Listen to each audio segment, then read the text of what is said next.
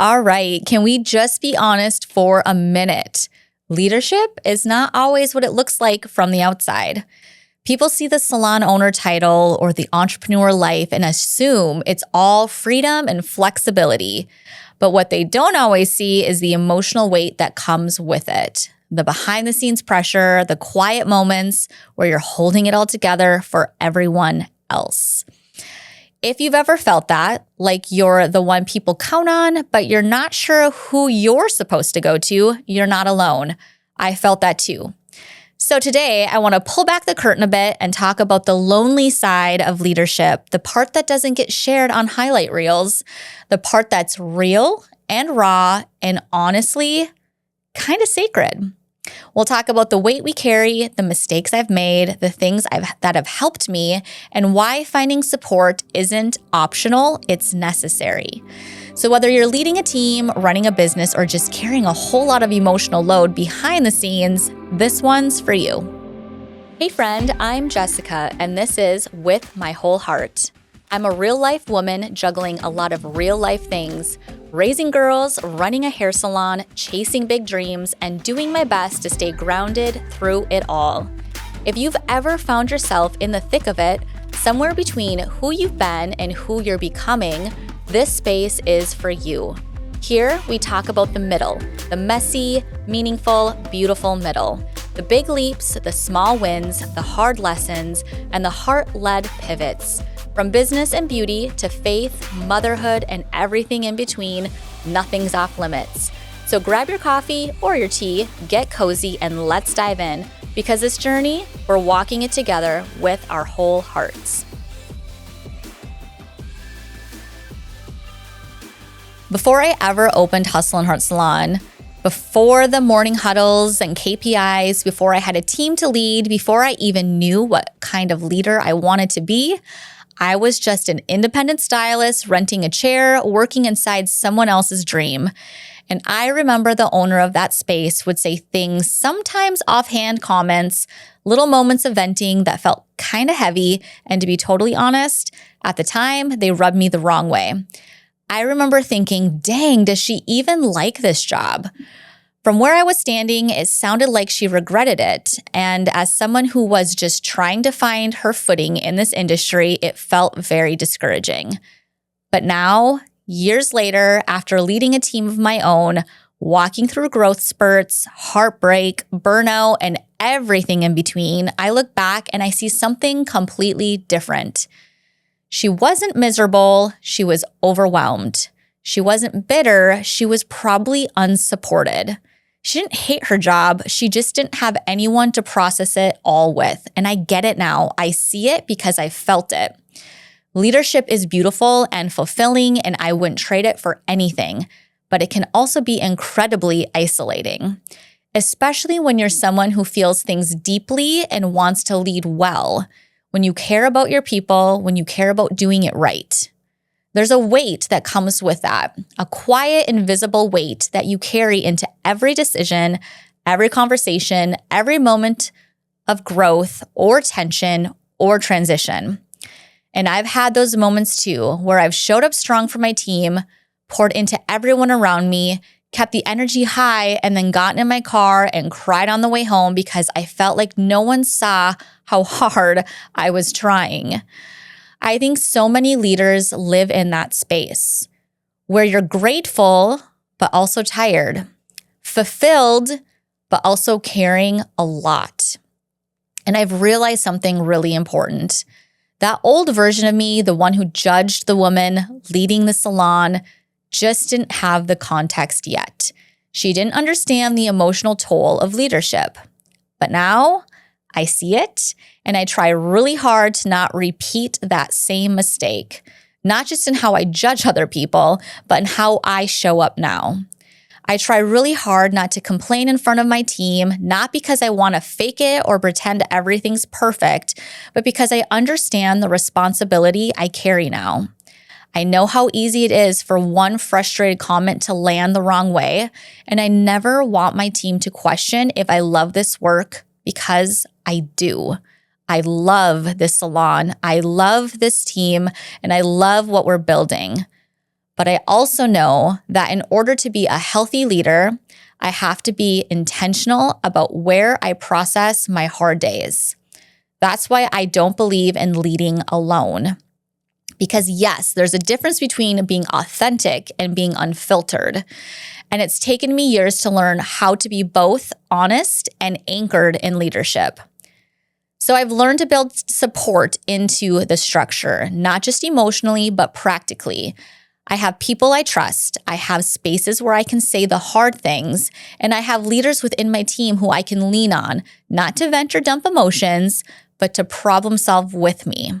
Because if I've learned anything over the last few years, it's this. You can be the strong one and still need support. And leadership doesn't have to mean carrying it all by yourself. So here's the thing. I don't believe leadership means you have to be this unshakable, always composed, never flinching person. I do believe in being real with your team. I think there's beauty in letting them see that you're human, that you care, that you feel deeply about the work you're doing and the people you're leading. But I also believe there's a difference between being transparent and being untethered, and that line matters. I've seen firsthand what can happen when leaders cross it, when their stress or frustration or exhaustion starts spilling out in ways that make the team feel like they have to carry it too. And I say that not as someone pointing fingers, but as someone who's been there. I've crossed that line.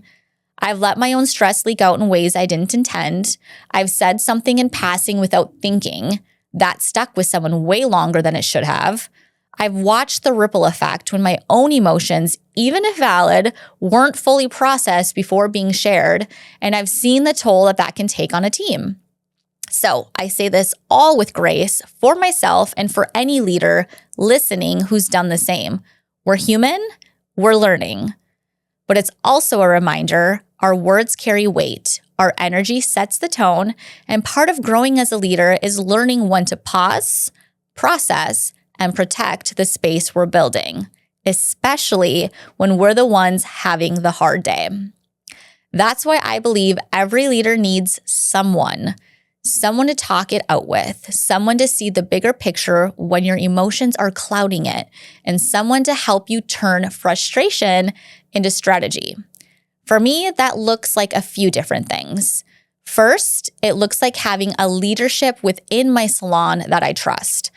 I don't bring every emotion to them, but when there's something going on that affects the flow of the business or a pattern I'm noticing, or even just a moment I need a gut check, I have people I can turn to. Not to emotionally unload, not to make them my therapists, but to invite them into the process to say, hey, I'm noticing this. How are you seeing it? What do you think we could do differently? That kind of collaboration has been game-changing. It reminds me I'm not carrying this alone. And it also empowers them to step into leadership too, which makes the whole salon stronger. The other thing I've realized, sometimes it's not your team you need to talk to. It's someone completely outside your business. That might be a therapist, a business coach, a mentor. For me, it's been a combination of all those. I've leaned into my therapist when I needed emotional grounding. I've had coaching sessions where I could unpack the weight of a decision without feeling judged. I've even found safe faith-based spaces to process things with people who truly get me. And having those people, it's changed everything. Because when you lead from a full cup, not one that's cracked and leaking and barely holding it together, you lead better. You lead from wisdom, not from reactivity. You create a culture where people trust your leadership because they're not left in the dark. And that brings me to another thing that's really important to me, transparency. I didn't come from that. I came from old school salon culture where you never really knew what the business brought in. You knew what you made, and sometimes you didn't even fully understand how you got to that number. You just had to trust it. But now that I'm the one running the business, I've chosen to do things differently. I believe in full transparency. I want every stylist on my team to know exactly how much service revenue they're bringing in and exactly how much of that they're taking home. I don't want there to be any mystery around that. And beyond that, I'm even open about our salon numbers. I want my team to see the actual profit and expenses of the business. That way, if I ever have to say no to something, they understand why. They're not left guessing. They're part of the vision. I want them to know the goals, the real numbers, where we're at and where we want to go. Because when people are informed, they feel empowered. And when they feel empowered, they take ownership. It's not about oversharing. It's about inviting them into the mission. And that kind of trust, it builds a whole different kind of culture, one that's rooted in respect, collaboration, and shared vision. And in my experience, that's the kind of culture where no one, especially the leader, has to feel so alone. So now that I've shared what I've learned about protecting my team, I feel like it's important to shift into what I've learned about protecting myself. Because as much as I love what I do, I've learned the hard way that if I'm not taking care of myself behind the scenes, it all starts to unravel. And for me, taking care of myself doesn't just mean therapy or community. It means making space to get still with God. Before I respond to a tough situation or bring something heavy to the team, I've learned I need a minute. I need to pause, breathe, pray, just check in with where I'm at so I'm not leading from a place of anxiety or frustration. I'll literally take a walk, throw on some worship music, or open one of my favorite apps that guides me through prayer and meditation and just be like, okay, God, help me say what needs to be said, but help me say it with love. That quiet time with Him helps me come back to center. Because when I rush, I react. But when I slow down and ask for peace first, I lead way more clearly. It's just something I've had to learn through experience and a few missteps along the way. So if leadership can feel isolating, if it can take an emotional toll, what do we do about it? I think that's a question more of us need to be asking, because the answer isn't just suck it up, tough it out, or pretend we're fine when we're really not. The answer is to build support into your structure. That's been the biggest shift for me. It didn't happen overnight, and I didn't figure it out all on my own, but over the years, I've learned what helps me stay grounded, clear, and connected, even in the harder seasons. And the first thing, I stopped trying to lead alone. I built leadership within my salon, people I trust, people I can turn to when things feel off or heavy.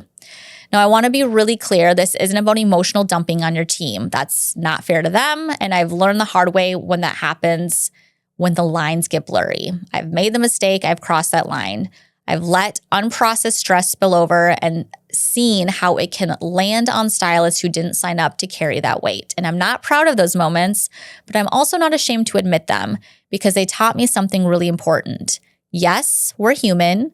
Yes, we're allowed to feel things, but we're also responsible for how we bring those feelings into the space we lead. So now, instead of unloading, I collaborate. I check in with my leaders. I bring them into the conversations. I ask for insight. I say things like, hey, here's what I'm noticing. How are you seeing it? What do you think we could do about it? That simple shift from carrying it all to co-creating solutions have made such a difference because I'm not doing it alone anymore. But I also want to say this. When I talk about having someone to talk to, that doesn't always mean your spouse. While I love my husband and he absolutely hears the worst of the worst, like he gets the ugly part that gets squeezed out when I'm tired or triggered or overwhelmed, I've also learned that I need someone outside of my home too. Because when you're closest to someone, they often see the messiest side of the pressure, and that's okay, but it can't stop there. I've learned I need objective, grounded, wise voices in my corner. And one of those voices for me is my therapist. I can't even tell you how much she's helped me learn to regulate my nervous system, process grief, and separate what's true from what's just reaction to stress. I also work with a coach I trust deeply, someone who can help me zoom out when I'm too emotionally close to a decision. I'm part of a weekly book study club, with other women entrepreneurs. It's a space where we combine personal development with raw, real conversations. And I can't tell you how many times I've walked into that space carrying something heavy, only to find out that someone else was feeling the exact same thing. That sense of me too is everything. And I've also got women in my corner who I met years ago through an extension academy I was a part of. We don't talk every day anymore, but I know that if I needed them, if something major came up and I needed support, advice, or just someone who gets it, they'd be there for me in a heartbeat, and I would do the same for them. Because when you walk through something hard together, whether it's a training, a season of growth, or a big career move, it bonds you in ways that sticks. I also have local salon owners and manager friends I'll occasionally grab coffee with just to talk shop and decompress. That's been such a gift because sometimes you don't need a strategy. You just need to sit across from someone who gets it. So, if I could give you one encouragement here, it's this.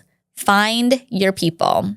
Whether that's a therapist, a coach, a faith-based mentor, a peer group, or just someone who's walked a similar road, make sure you're not trying to do it all alone. Because you can be the strong one and still need support. That doesn't make you weak. That doesn't mean you're not capable. It just means you're human. And if we want to lead with longevity, with heart, and with impact, we have to stop pretending we don't need what we clearly need. Support, community, structure, truth tellers, and safe spaces. That's what's helped me. And I hope that if nothing else, this episode gives you permission to go find those things too.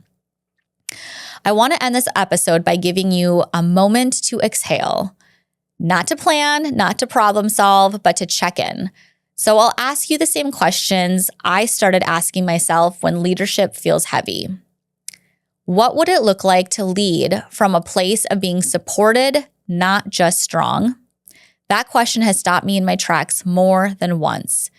Because the version of me who tries to power through, who keeps showing up without ever pausing to refill her own cup, she might get things done, but she doesn't lead from a grounded place. And I don't want to lead from depletion anymore. So take a second, whether you journal it out, voice note it to yourself, or just sit with it quietly, get honest about what support might look like in this season. And while you're there, I want to bring us full circle. Back to that younger version of me standing behind the chair, hearing her boss vent and not understanding what that pressure really felt like. If I could talk to her now, I think I'd just say, she wasn't bitter. She was carrying a weight you didn't know yet. And one day you'll understand exactly what it feels like, because I do now.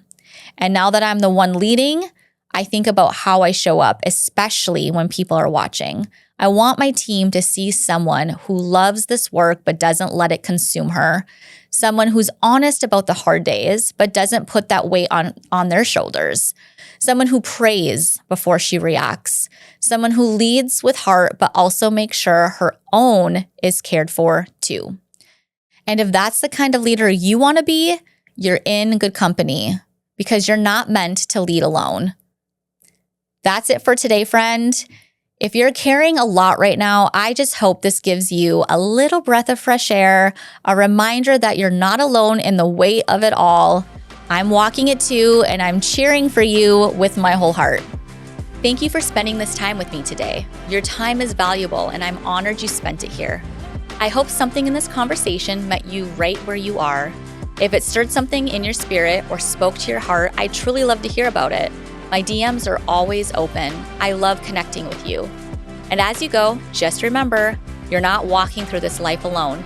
Until next time, stay grounded, keep showing up, and keep leaning into the purpose that's been placed on your heart. I'll be right here, cheering you on with my whole heart.